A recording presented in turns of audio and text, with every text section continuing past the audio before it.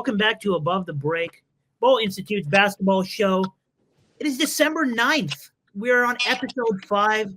It's a good time in the NBA. The NBA Cup starts tonight. If you're watching this on YouTube, the NBA Cup has either started or finished already. Tonight, Miami Heat, Orlando Magic can't really pick a better spot because these are both teams that play each other very competitive. But we're here to talk all things NBA, and we're going to talk some of the performances at the start of December. We're going to make our predictions, make our brackets for the NBA Cup as well on this show. And, of course, we got to talk some LeBron James. So, Bobby, how are we doing? We're doing good, man. We're doing good. We were on the eve of the NBA Cup. We were talking a little bit in the chat about some lines for the quarterfinals, some that make sense, some that do not. But like I said, I think this is the first season the Cup has turned a corner. The contenders are buying in. People care. It's officially a staple in the NBA. It took 3 years, but I think we made it.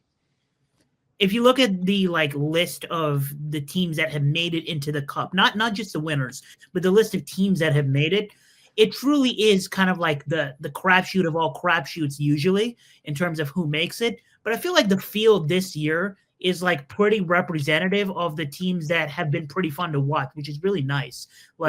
Even the Suns, who are obviously 16.5-point underdogs tomorrow, it's a shame that Devin Booker's not healthy. It's a shame that even Dillon Brooks is banged up. We'll talk about that. It's a shame that they have to play against one of the greatest teams of all time.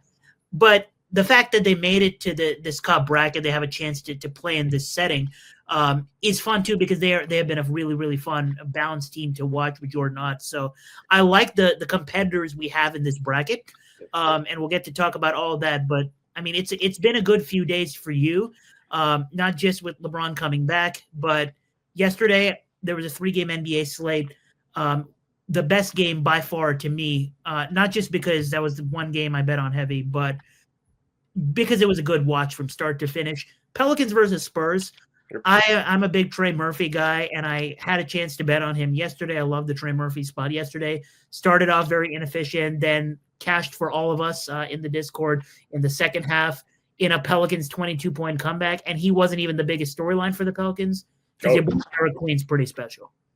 He was, and we planted our flag on Derek Queen Island, I want to say 3-4 weeks ago, and we were feeling pretty good about it. You mentioned last night in terms of betting, I had Dylan Harper projected at 18.6 points and assists.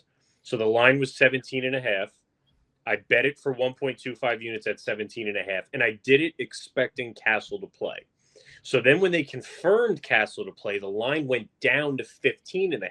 I bought back in for another unit, and he finished with 22 and 5 or something like that, or 22 and what did he finish with? 22 points and 6 assists in just 26 minutes. And oh, by the way, they went to him designed for what was eventually the game winner. And it's kind of interesting how the season. I know we're getting a little bit off, but we're talking about the lead topic. The beginning of the season, you have Wemby, you have Castle. You don't have Fox. You got Harper coming in with an injury. Then Wemby goes out, but Fox comes back. And then Harper goes out, and he has a little bit of an injury. And when Harper goes out, I think it was a game against Chicago I watched. Stephen Castle was just aggressively attacking the basket. And he was like, oh, this is my moment. I'm taking this on, probably because it was Chicago Bulls and their layup line. But I think he felt it was his moment. So then he gets hurt. And then Dylan Harper comes back, and I noticed Harper's minutes start creeping up. And the whole reason I say this is books were projecting that Harper would kind of lose some usage, lose something when Castle returned, and especially now with Fox in the lineup. I don't think that's the case at all. Dylan Harper is a top 4, top 5 player on this team, and they know it. And they know it 2 months into the season. So his minutes should continue to increase. Once we get in that, I had him projected at 24 and a half minutes. He finished with 28. That may be his new norm because this was a competitive game, like you said. So it's exciting. It's exciting times for the Rutgers guy. And admittedly, watching college basketball, I like this draft class from a perspective of there's guys that aren't nearly in the Wemby category of prospect that can still be all-star potential. We'll talk about a couple of others as well, but Derek Queen and Dylan Harper doing a jersey swap there, kind of interesting because Derek Queen, a guy you were very high on. I wasn't necessarily super, super high on, but not low on. Like I wasn't a huge critic of the trade even. But Dylan Harper was the guy that admittedly, like, I wasn't moved, so to speak, right? Like I was moved by Cedric Howard. I wasn't moved by Dylan Harper just because, like, I guess I'm not necessarily the fan of the, like, not really oversized guard who is kind of skinny, but also like a below average 3-point shooter. And perhaps I overcorrected to that in college sample size is 1 year guys, 28 game sample size. Like overcorrecting is a thing that admittedly it's easy to do. But so far what we've seen from Dylan Harper is, despite him being quote unquote small, quote unquote skinny, this is not a guy who shies away from contact, kind of very similar to De'Aaron Fox. Like he loves driving, he loves inviting contact. So I am starting to get moved a little bit. And both of us have mentioned on the show before that, like, there are expendable pieces on this Spurs team as they can trade depth for, the third and fourth option kind of guys. And we kind of agree that Sohan is an example of a guy that's expendable. I kind of viewed Dylan Harper as like one of those expendable pieces, but maybe I got to stop doing that because he's special. Yep. Yeah. No, it's awesome. It's awesome to watch. Very smooth. He's a very, very smooth athlete. And then, like you said, kind of playing at Rutgers, they were really just honing in on him and Bailey. He was injured in the middle of the season. NBA frees that up a lot. He's going to get a lot of one-on-one matchups, get out in transition, and we're seeing it. It's really, really cool.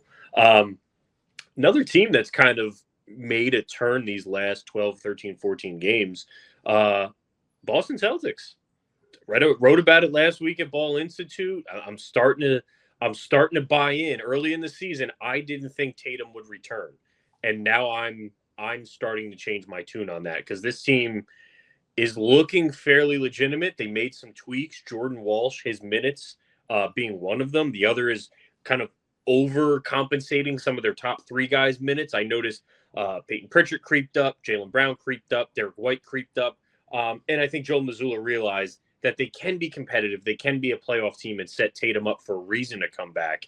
But they're going to have to lean on their top three guys and then correct kind of those other 4 through 7 pieces. Jordan Walsh being a big part of that. Jordan Walsh, like, people keep saying that, Brad Stevens is finding these guys. If this is not the epitome of like a Brad Stevens guy, I don't know what is, because bro is shooting 46% from 3, obviously not going to stick. But the fact that it's been a non-trivial sample size, 20 games played, he's gotten, I believe, double-digit starts already.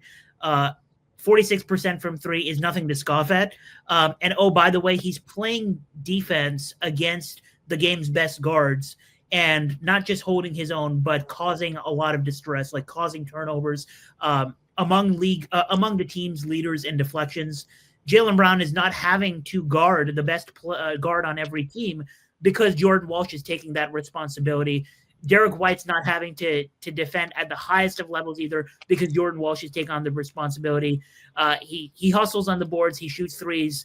Like, this feels like what the Nuggets are kind of developing with Peyton Watson. It feels like Jordan Walsh has appeared as that kind of player. So kind of insane to see. And since you talked about all the good things about the Celtics, in your blog piece, and we got to give Jordan Walsh his flowers. I mean, I also got to play devil's advocate with this Celtics run here. Like, we talked about the Chicago Bulls 8-game smokescreen sample size, and they immediately became the worst team or one of the worst teams in basketball right after. That was kind of like an obvious shooting regression thing. Like, they were hitting shots at an unsustainable rate.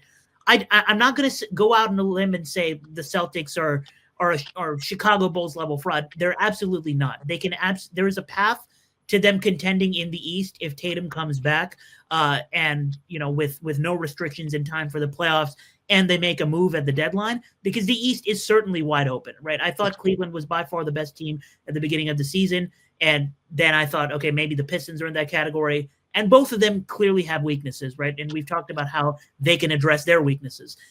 The Celtics have a path to contention, but I also got to say, right, like Jaylen Brown having to do everything on offense. Obviously, that won't be the case if Tatum comes back eventually.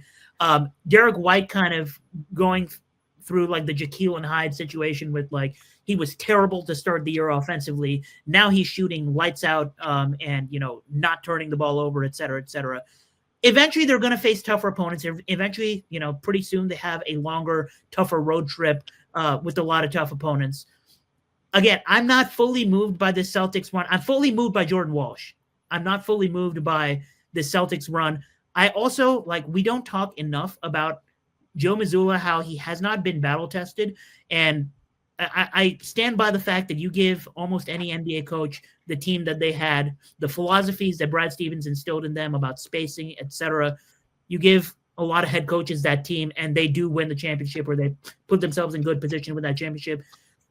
Joe Mazzulla's quotes are very cool, and he seems to be a great locker room guy, which is a non-trivial aspect to coaching, right? I'm not taking that away from him. The players love him, which is not the case with every head coach.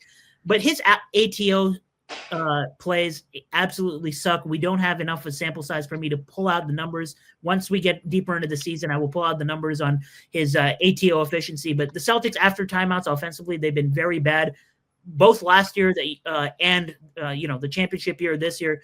Joe Mazzulla has not been good in that department. And they're giving up so many runs due to boneheaded defensive stuff that I've seen just from the eyeball test. That kind of I talked a lot about how the Nuggets struggle at those things because I want to piss you off, and it's fun when I trigger you. But the Celtics also do a lot of those things, which I just don't think will fly when you have to be battle tested. So I want to put it out there that I'm not a Joe Mazzulla believer to the extent that the average Celtics fan is. But we'll have to see if they can prove me wrong in this next stretch. Yeah, no, I agree. Give Tatum a reason to come back. I mean, so what's the cutoff? What's the cutoff for Tatum to be? Is he coming back no matter what? If they're a top 4 seed, it's a no-brainer. If they're in a play-in, is it worth it? What's in your mind? Is Tatum 100% coming back, no questions, or is there a line of demarcation where it's like, this is worth it, this isn't? I'm not going to be that guy that tries to clip farm by claiming they have certain sources, and I don't want to be quoted on this, but from what I've heard from reliable people, he has been wanting to come back for the last few weeks now. He wants to be in games right now. Obviously, it's absurd that he's even in this position, and I think we were talking before the season, and I said Boston athletes have a different timeline than the average athlete because the care here for athletes is kind of different, kind of hyperbolic when I'm talking to you in the DMs, but Tatum would be a prime example if he comes before the All-Star break, or even if he comes at all in this regular season. I do think he's going to come back this regular season because the Celtics are going to be at least in a very good position to make the playoffs and try to avoid the play-in, right? So they're going to put themselves in a position to do that if they make a run. And because of that, I do strongly feel like he's coming back this regular season. I would not be surprised if it's immediately after the All-Star break. It seems like a good cutoff, a nice little break. They don't want him to come back right before the All-Star break and then go into the All-Star break kind of making those adjustments physically and, the play calling wise. It feels like a nice fresh start from him for him to come back after that. He did say that he wants to come back for a home game, and Jaylen Brown said something during a stream. I forget when it was, but he said something about Tatum having some dates circled on his calendar, and just trying to piece together quotes and how they talk about they want to come back against they want these injury comebacks to be against quote unquote lesser teams. There is a game against the Hornets in March. Feels like a good area. I'm trying to call my shot here, but all I know is I'm very, very confident that Tatum is coming back this regular season. Okay. Cool. Transition from the East Coast Celtics to the West Coast Lakers. I know we're talking about some big performances we've seen in the last week. You touched on Walsh. We talked about Queen and Harper. LeBron James, 29, 7 rebounds, 6 assists, predicted the play of the game in the huddle, jumped the passing lane, took the steal, and solidified the game. What did this tell you? What did you take away from this? Because it's easily his best performance since returning. And what does it mean going forward? First of all, by the way, acknowledge people in chat. Be like Gvon and come join us on streams, twitch.tv/Johannar. And Katie Franklin, thank you for the follow. Dude, LeBron James is unreal. By the way, just but I'll just say this because no one's going to sue me for it. But I was at PT the other day for my shoulder, and you will never guess who I walked by on the streets of Boston from walking back home from PT. Just casual little LeBron hanging on the street. There were people around him, no pictures allowed. But I did walk by LeBron, and I forgot to tell you that when it happened. And it was like 5 minutes after the news came out. Like I saw the notification on my phone about the sciatica, like in addition to the sciatica, like that he had this other left foot injury. And it was like 5 minutes after that news dropped, like I saw him on the street, which is pretty funny. But he takes that rest in Boston, doesn't play the Boston game for obvious reasons, second leg of back-to-back. The streak had just ended. And one of my friends joked that he was going to put up a 27-7-7 game in his first game since the streak ended, because of the whole meme of him not putting up that exact stat line, even though those are his career averages. Mm-hmm. And he came so eerily close, 29-7-6, and 81% true shooting. And if you watch the shots that he got, these weren't open catch and shoots, transition cheapies, leak out opportunities. Most of these were not that, right? That's what he was looking for when he came back, against the Jazz, those 2 games. Those were the kind of shots he was looking for just to get in rhythm, the easy ones. Mm-hmm. This was an high-intensity game where it was back and forth. Austin Reeves just did not have it. Started the game 0 for 8 from the field. This is very important context. He was like 1 for 12 at some point when I looked at the phone. Yeah, but he picked it up. And Luka had come off the travel from, going to Slovenia and back for the birth of his second child. So all this context is necessary because these were not easy buckets. They were blitzing Luka a lot in the clutch, but not necessarily just playing off Bron and challenging him to beat them. They were challenging the other guys, right? The Ruiz of the world, and sometimes, even leaving Austin Reeves open for a couple of threes because they felt like, okay, that was a cold hand. They want to go to Bron and Luka. People were in his grill the entirety of clutch time. And there was a span of 3 possessions where I believe it was Danny Green on the call for the Lakers. And he kept saying, this ball has to go to Bron. I feel like I'm back in 2020 where we keep saying this ball has to go to Bron. This ball has to go to Bron. And it just was a vibe that he was not going to miss a shot in the clutch, and he almost didn't. So what I learned is 2 things. Number one is the demise of LeBron from the sample size of him playing through these injuries. It was greatly exaggerated because he still obviously knows how to play basketball at the same level that he did in May when he was one of the best players on the floor in the playoffs. And 2, modern medicine is different, and I can never understand truly when a player is healthy or what they're playing through.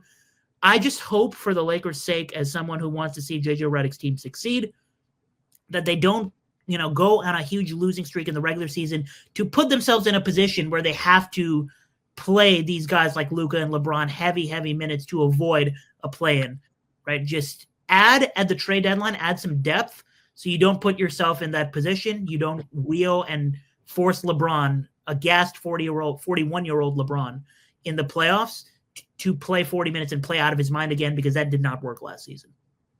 And I don't think it's going to come to that. I think we're going to see a move for like a Herb Jones. I do think there's a couple levers they can pull that, maybe they give up one of their future first. They throw in a Rui to make the contracts work. They throw in a Gabe Vincent. There is a move to make. But it's funny you mentioned kind of looking forward. We got, and I don't know if the timing's coincidental. Usually with LeBron, nothing's coincidental. Rich Paul on him and Max Kellerman's new show gives a clip today that drops that says, I don't think the Lakers are contenders as currently constructed. And we've seen this song and dance for the last probably 15 years. Maybe Rich Paul didn't really have a voice the first 7 years of his career, but he does this. And he does this to apply pressure to franchises to make their team more competitive while his guy's in-house.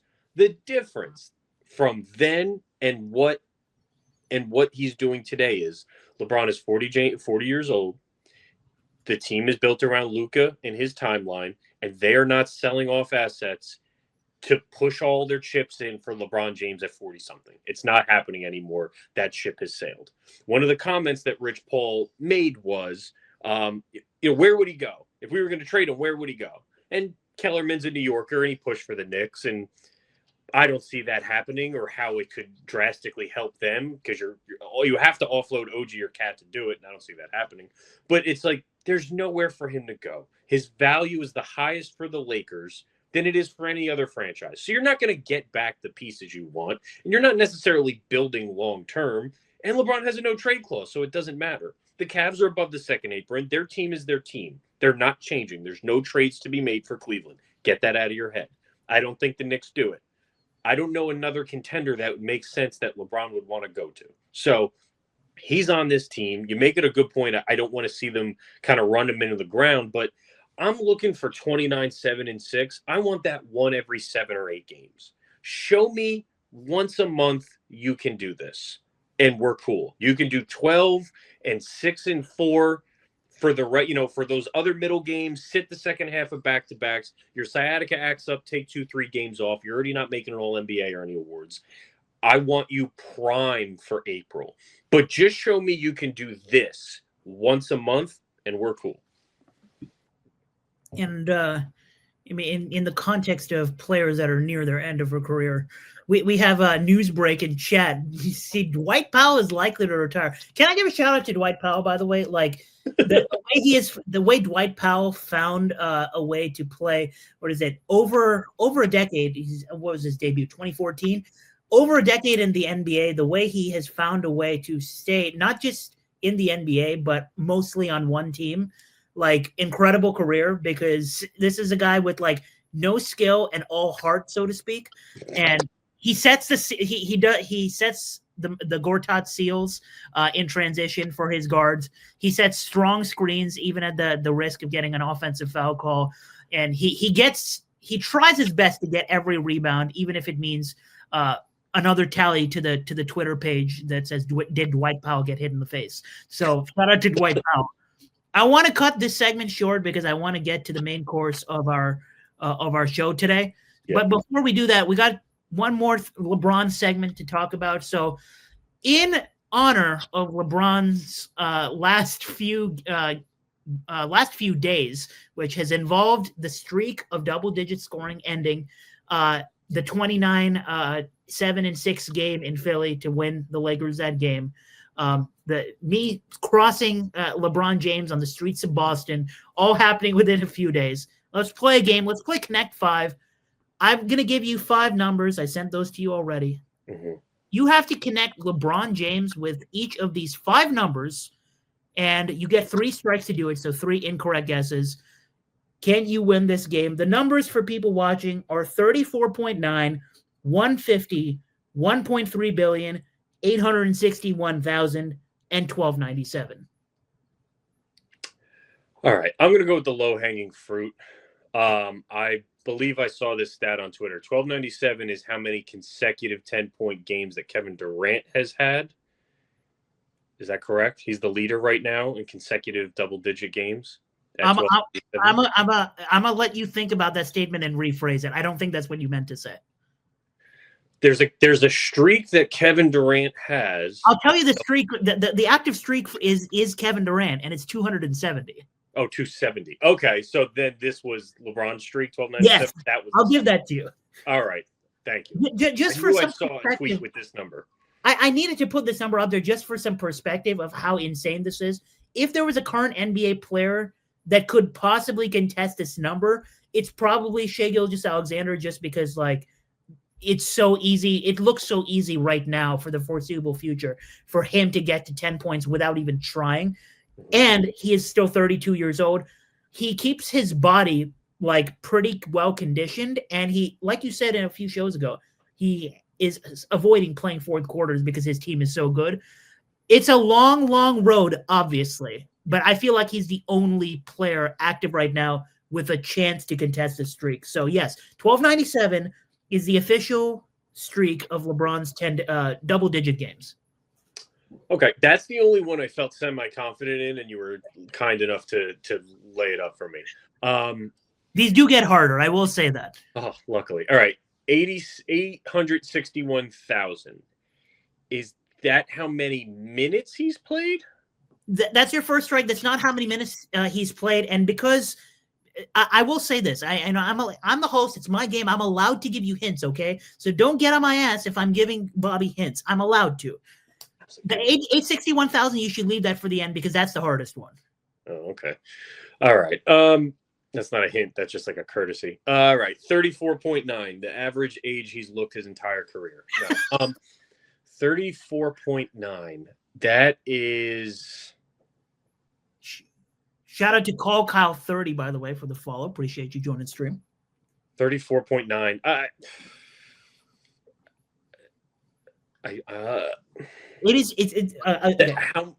Almost all of these are basketball related. So 34.9 is one of the basketball related ones. It's a direct stat. It's how many points per game in the finals for his career? That's strike two, but you're not far off. But think about what 34.9 is. It's a percentage. So he's a percentage. 34.9 is a percentage. That's his 3-point shooting percentage for the last 20 years. There you go. 34.9% is his career regular season 3-point percentage. Okay. Right. You got one strike to get 3. I will honestly give you the dub if you can get 2 of these because one of these is kind of head ass. I mean, they're all pretty fucking wild. All right, 150. Again, this is a basketball one. Yeah, 150 is a basketball one. 1.3 billion is like arguably the easiest one on the list, and it's not basketball related. His net worth. Correct. There you go. 1.3 billion is his net worth.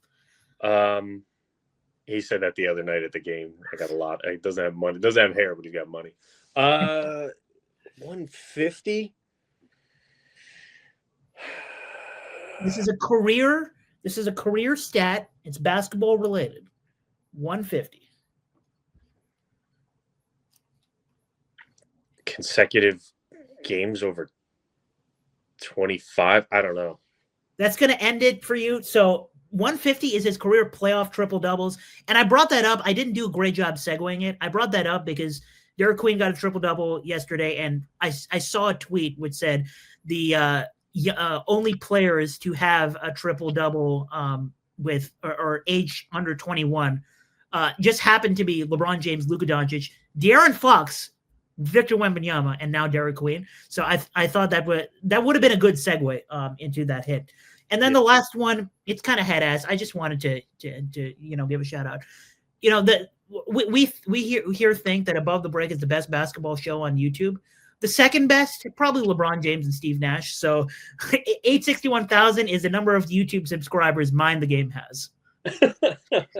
I do love watching the show. I catch as many clips as I can. I sit down and watch. Maybe once or twice a month I'll catch an episode. I love that they do it. It's the basketball content I want to see. It's the opposite of Stephen A. Smith. It's the opposite of hot takes, which we don't really have hot takes. We watch basketball. So I'm glad they're doing that. Hello, Sour Cream Kareem. That is an awesome username, and it is with that, it is time to segue into the main course of our meal today. The NBA Cup starts in about 30 minutes, so let's dive into predictions. Yep. We're just going to fill out our brackets, rapid fire, starting with Miami versus Orlando. And Bobby, you've been staring at the line for this game. I can't wrap my head around it. It should be, and I haven't looked before we jumped on the show, but before we went on the show, Miami was getting 1.5. Banchero was confirmed on a minutes restriction. He's going to be between 20 and 24.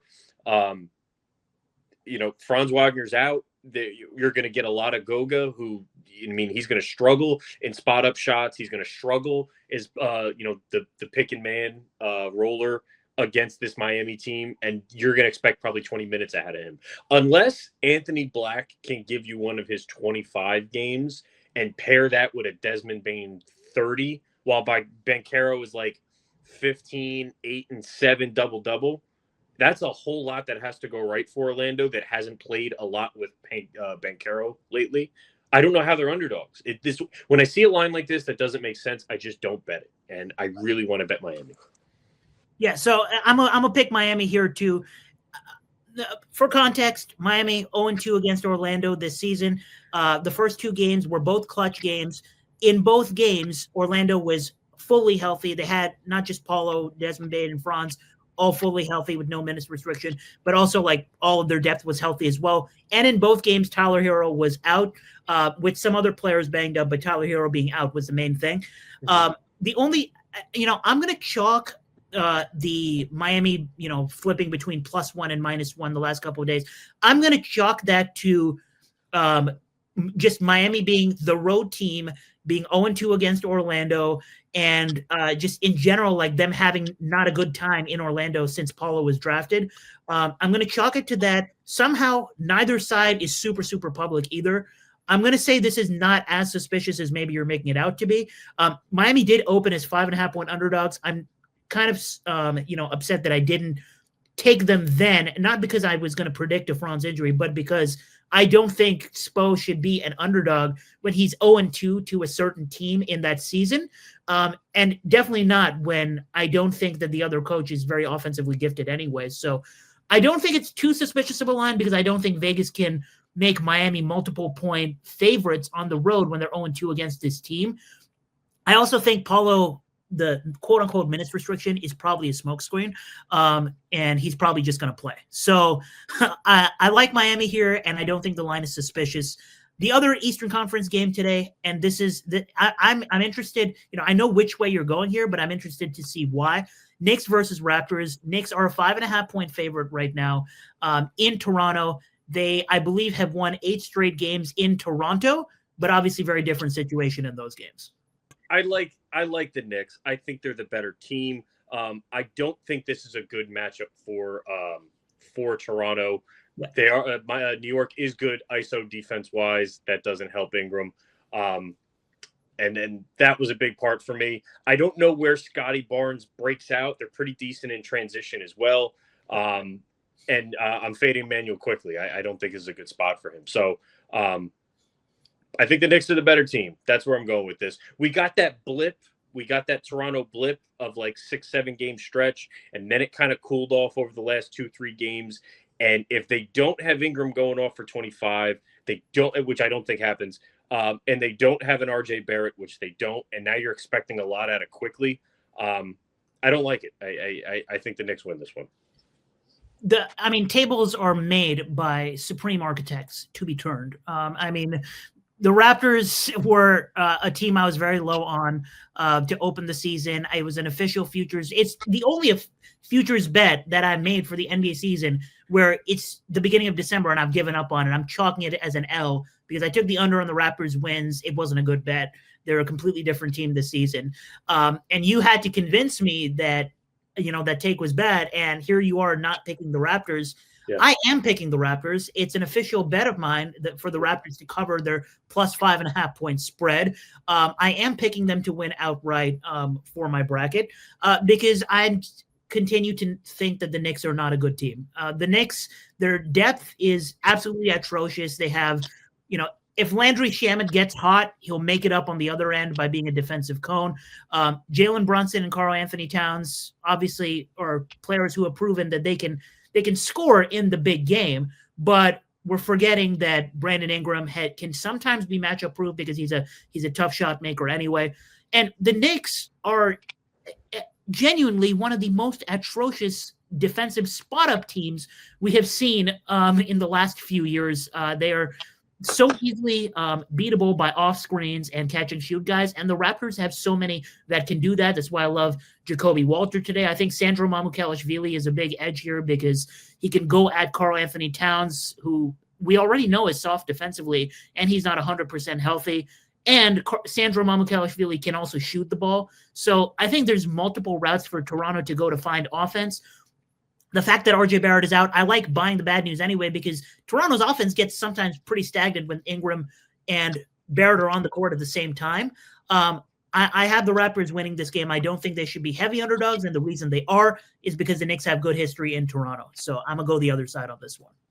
Okay, so that's our first split. We both like Miami. I take the Knicks. You go Raptors, and now we're on to tomorrow's 2 games. So tomorrow, Thunder Suns, Lakers Spurs. I don't think we really need to touch much on Thunder and Suns. If you want to read our Cup previews, Bobby wrote a preview on the Eastern Conference teams just talked a little bit about each team in the knockout round. I did it for the West. I talked about the Suns. I talked about the Thunder. We're both picking the Thunder. They're 16.5-point favorites. Devin Booker's not healthy. Let's talk Lakers Spurs. This one actually may be a decent matchup. After seeing what I saw with Harper, Castle, I mean, I still think the Lakers win, don't get me wrong. But I don't think the Spurs roll over. I think, what's the spread at right now? I believe we're at 5.5. We're at 4.5 now. 4.5. Marcus Smart is supposed to return. So that's a big piece for me, getting him back. Wemby's not going to be back yet. I think this is a closer game than the spread would lead on. I wouldn't be shocked at a Spurs upset, but I'm still taking the Lakers. I think they're playing some really good basketball right now. I have a soft spot for San Antonio. I like what they're doing, and they have a little bit of a three-headed monster, I think, with Castle, Harper, and Fox, that they're going to wreak havoc. Someone's going to have a mismatch every time between Luka and Reeves defensively. I previewed the West for our NBA blog in our Discord.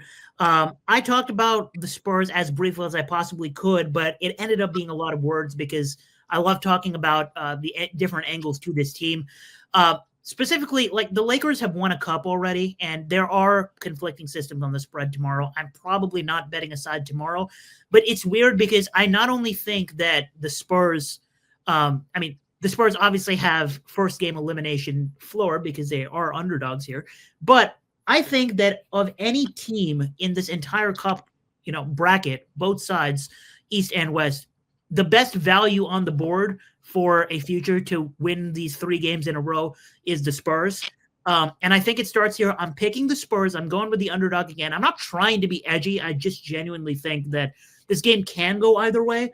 But the Spurs, they have not obviously almost no player on their team has even played in a cup game, let alone won a cup. The Lakers have obviously, a couple of players with cup experience, including LeBron, who has won a cup. I don't think that motivation. I do think motivation is overplayed sometimes in these topics when people are betting or people are making predictions. But I do think it is a non-zero factor here that I don't think LeBron's losing any sleep if he loses a cup game. I don't think Luka or JJ are losing sleep if they lose a cup game because they have bigger fish to fry. The Spurs, they're so deep without Wemby as well. They continue to be one of the best paint defenses in the NBA, even without Wemby. Like Kelly Olynyk, again, like we're talking about guys that find a way to make, themselves part of a rotation in the NBA. Kelly Olynyk can space, and Kelly Olynyk can play okay defense in the paint. He's staying within himself, not fouling too much. Luke Cornett has carved himself a nice role on this team as well. They are still a very, very good defense. The only way you can really get to them is the spot up. So if the Lakers get red hot from 3, so be it. But defensively also, I think the Lakers just might not have enough matches in a 1-game setting where the officials hold their whistle against the Spurs. So I genuinely think this is a toss-up. I'm going to take the Spurs because I think they're more motivated to win a cup in general. I dropped the stats when I did the preview in our blog, so you can go read it there, but I'm picking the Spurs. Okay. So how do you want to do this for the second round? Let's go back to the East. So you have the Knicks beating the Raptors and the Heat beating the Magic, despite the quote-unquote sus line. So Heat Knicks, what are we thinking there? I wrote about it on the blog. I think the Heat are live. They play fast. They get out and they get out in contesting shots. I like what I'm seeing from Hawkes this season. Depends what the spread is. I ended up going with the Knicks. I do think the Knicks are the best team in the East. I know it's not like a definitive pound the table thing, but I think they're the best team in the East. The only problem is that it's 1 game. You get, if you get a Hawkes game, if you get a Davion Mitchell game where he's chipping in 18 points and you're only expecting 12 from him, that swings a game because he's a son of a bitch defensively. I'm still going with the Knicks, but Miami is very much live in a 1-game series. If it was a 7-game series, it's a different discussion. I take Knicks hands down. 1 game, I don't see why Miami can't steal.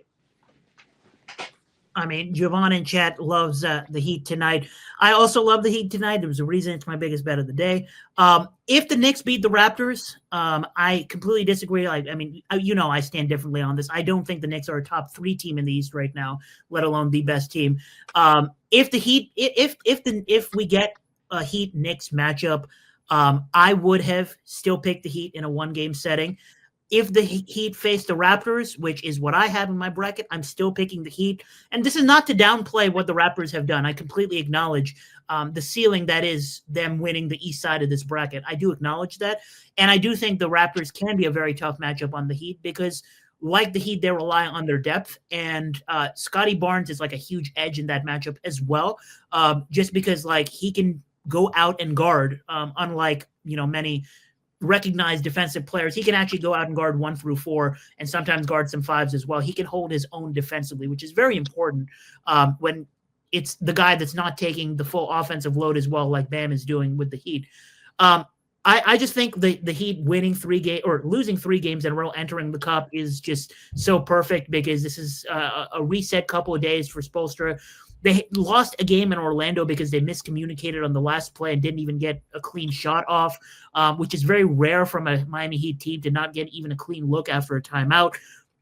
They talked about in the postgame, like clearing up miscommunications then, stuff like that. Tyler Hero being back, right, I think him missing a game is more load management than anything because they thought they could beat the Kings even without Tyler Hero playing. I don't blame them for that. I blame them for their performance, but not that thought.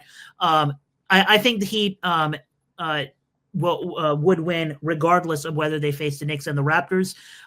It sucks that I'm picking my team to go far in the NBA Cup because I don't want my team to go far in the NBA Cup. I want them to go far in the actual playoffs, but we know that's not actually going to happen. With the current roster. So I'm picking the Heat to go to the finals, and I'm happy with the process there. Javon thinks Tyler Hero explodes tonight. I think Khalil Ware explodes tonight. You can get some decent odds on Norman Powell, Cup MVP. If that's the route you're going and you don't want to bet it, I think you can get 24 to like 27 to 1, something like that on him. So just if you buy into Miami, and I don't blame you for doing it because this is 1 game. Yeah. A lesser team can win 1 game. Why not roll it here, especially in NBA? Norm Powell to win the Cup might be worth a sprinkle fun bet heading into the tournament. Because as soon as if they beat Orlando, which I think everyone agrees, even in the comments, Miami's winning the first game, those odds are going to drop tremendously. So if you can get 24, 25 to 1 on Powell, you get some decent value. And on the west side of things, Thunder, we both agree. You went Spurs. I still think that's kind of contrarian. The Lakers are that damn good. But I'll open up with Lakers and Thunder. We got 1 matchup so far this year. LeBron did not play. The Lakers got smoked. I have it pulled up. They shot 31% from 3. They shot 23% from 3 in the first half. You cannot have that. The other big thing I took away from this, 77 shots to 88 shots. You cannot give up 11 more shots to arguably to what could be the best regular season team of all time. You can't. And I think if LeBron plays, you don't see that disparity. It gets slowed down a lot more, and it gets a little bit more level. So I want a fully healthy LeBron, and I want a round 2 Lakers OKC. Yes, I'm going with OKC because I can't see them losing a game. But the Lakers have the ability to make it more competitive. Luka has a good edge, I think, mentally on Oklahoma City. Yes, they can throw Dort. Yes, they can throw Jalen Williams. They have guys. That's what's great about them. But I would still take Luka Doncic. I mean, that's what's great about this 1 game thing, and especially with the Lakers. Reeves can go off for 40. We've seen it. Luka can obviously go off for 40 in a triple-double, and LeBron just gave you 29. It's going to be really hard to keep all 3 of those guys down in 1 game, and if one of them gives you 40, it's a nightmare. I do. I couldn't agree more with the overall analysis. I mean, my devil's advocate to anybody on the Lakers' big 3 can go off is anybody on the OKC 15-man roster can go off on a single day. And DeAndre Ayton's having a great season, like the best season I've seen from him. I'm not surprised he's doing better under JJ Redick. I'm surprised that it's been this consistent with the effort, and he has not gotten yelled at to the level Jackson Hayes has, when you can hear what JJ Redick is saying. I'm surprised, the rebounding has been great from DeAndre Ayton, and he's boxing out properly. He's paying attention on defense, not going into autopilot mode. It's been a great season so far for DeAndre Ayton. If they have to face the Thunder, again, with the whole band back in a cup setting where it can get super physical, the whistles are down. I don't know if DeAndre Ayton can survive a full game with getting targeted by both Chet and Isaiah Hartenstein. Maybe I'm wrong, but we may find out if that matchup happens. Javon says, is there a chance OKC doesn't care about the cup, more about their win streak? I think that's a good segue into my pick. I have the Spurs making it to the second round. I don't think OKC is going to throw any game, especially, or relax for any game, especially because these do count for regular season games except the final. So the first round and the second round count for regular season record. Okay. So the first round, second round, obviously this is full blast, like full motivation for OKC with any angle you see. Are they going to relax if they get to a final because it doesn't count for the regular season record? Absolutely not. There's money on the line. There's so many rookie contracts on the team. They're going to go 100% every single game. So I don't think that's a real narrative. That being said, in the second round, in a one-game format, OKC is just, I'm saying this now, I don't know if it's going to be the second round to the Spurs or the Lakers or in the final to an Eastern Conference team, but this format was made because OKC is going to lose a game in it. I'm not starting a conspiracy theory about officiating, but we know that the NBA wants someone other than OKC to win the cup because that is a good product for people if they see an upset there. I just think they're going to not win the cup. And why could it not be the Spurs' time to prove that they are here to stay for a long time? If they win a cup without Wemby, wouldn't that be a story? I think they also have the physicality. Again, I talked about this when I previewed the Spurs in my blog write-up. But they have the physicality to survive in a setting like this. De'Aaron Fox, I mentioned earlier, small guard that invites contact and is one of the most efficient scorers in transition and as a pick-and-roll ball handler in the NBA. He has been over the last few years. That's why they got him to San Antonio in the first place. And that is how you beat the Thunder. If you were to have a chance, you're going to have to make those tough drives, tough shots, and kick out to corner shooters. And the Spurs have like 6 of them that can do that. So I'm picking the Spurs to upset the Thunder in the final, which brings me to a Heat Spurs final. And you have a Thunder Knicks final. Are you with the chalk? I went chalk. I'm a chalk eater on this, although the Knicks were the 3 seed, but that seeding doesn't really matter. No, I went chalk. I probably would have went Orlando if Franz was healthy, to be complete. All transparency. If there was a fully healthy Franz, I'm taking the Magic going all the way through. But they're not. And I still, it would mean more. It would mean a lot to see the Raptors put up a fight here. But I do think the Knicks come out of the East. I don't think either Florida team comes out. I know, you've talked about Miami. I think they're live, but realistically, I'm not putting real money on it to come out of the East. No, I got Knicks and Thunder. I think the Thunder take it down. I think they just wreak havoc through the regular season, lay waste, and make sure there's no questions that they're the greatest team of all time. And then next year they're going to go and get a top 3 pick on top of it. Like I think it matters to them that they want to prove this. Last year they won a ring, so they got that kind of off their back, and now they've had such a hot start because you get 20 something games of no Jalen, and they went they lost 1 game, and now it's like, okay, hey, we got another 20 games to really prove what now that Jalen's back in, because now we got AJ Mitchell, Ousmane Dieng's finally getting some minutes. Like, I think they stay motivated. I think this matters to them. I think they lay waste to it. And the Knicks, once the Knicks see what the finals is like and that they can't compete with OKC, I think it's going to be interesting to see if this motivates a move, because you're going to get high-level basketball. That matters. If you want to win, you know who's on the other side of it. If they get wrecked by Oklahoma City, wouldn't be shocked to see changes made to that team before the deadline. And I hope we don't see a wreckage. No matter which teams we get. the cup to me has been a good time the last few years, or the last couple of years, ever since the cup started. I've been on the right side, and I know I'm jinxing it. I just 100% am, but I've been on the right side of cup games almost every single time I bet a cup game. And it's just like this one game format just gives me the thrill, so to speak. That Rockets Thunder game a couple years ago where nobody could make a shot, but it wasn't because of ugly basketball. It was because the defense was just so physical and they just didn't call much.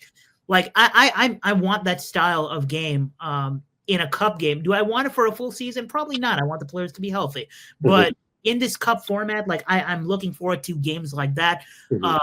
And I hope we don't see OKC Knicks, because I agree with you that would be very, very ugly to watch. Someone in chat, first-time chatter, welcome to the stream, asking best player props for the Heat tonight. Right after the show, I'm going to drop my full betting card. And if you want my full betting card every single day, head over to wap.com/ball-institute. Let's finish up these brackets. Bobby, you have picked the Thunder. You are sticking with the chalk. Here is your bracket in its full glory. Bobby, you're going to have this tweeted out as well. And in the final, I have the Heat matching up with the Spurs. Feels like the early 2010s all over again, just without the Hall of Famers. And I am picking the Spurs. I'm continuing with the Spurs story. I wasn't going to stick. I know Bobby was expecting me to stick with my Heat bias, so to speak, till the end. But no. I like the story of the Spurs. I don't want the Heat to win the cup. I want them to pay attention to trying to land the big fish at the trade deadline, which is probably not going to happen. But I'm sticking with the Spurs. They're going to put a little end to this Heat quote unquote Cinderella story in the cup, and have a Cinderella story of their own. I like it. I was shocked you didn't have the Lakers going a little bit further. That was my guess. I thought you would have had LA in an upset somewhere. It's because I think they have a real shot at the real playoffs. I'm big braining this. I'm playing the long game. I'm on your side. I want to see LeBron get his fifth. All right, man. I think. Sorry to cut you off, Bobby. The games are starting in 10 minutes, so I'm gonna call the show here.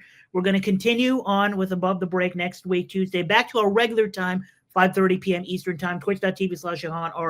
And if you want all of Bobby's articles for the remainder of December, check out wap.com/ball-institute. Every Friday, writes a blog segment where he talks about key observations in the NBA, and of course, my bets in the Discord as well. Bobby, fun little show. We had to cut some of it short because we have early tip-offs today. Like, what is this, Adam? Kind of wacky, but we're gonna take what it is. And I'm going to stick on stream, right? If you're on stream, I'm going to stay on for a few minutes until tip-off to talk about my bets. Appreciate everybody for joining the stream.